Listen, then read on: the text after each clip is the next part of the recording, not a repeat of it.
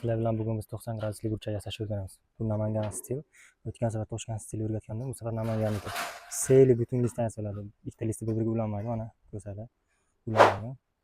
Yasashni o'rgatamiz. Birinchi navbatda biz отметка qilib olamiz, keyin guniya. Guniya обязательно kerak bo'ladi. Chizig'imiz 45 gradusli. Bu tomoniga ham xuddi shu holatda 45 gradus chiziq chizib olamiz. Orqa tomonlari bilan birga.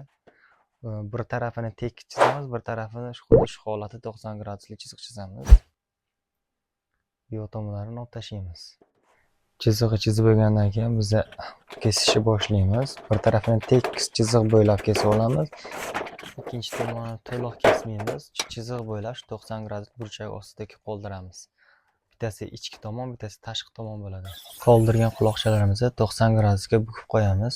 Orqa tomondagisini ham xuddi shu holatda keyin bir-biriga kiygizamiz. Burchagimiz tayyor. Bitta guyani qo'yib qo'yamiz. O'ta ideal. Kimga shunaqa xizmat kerak bo'lsa, bemalol aloqaga chiqaverasizlar.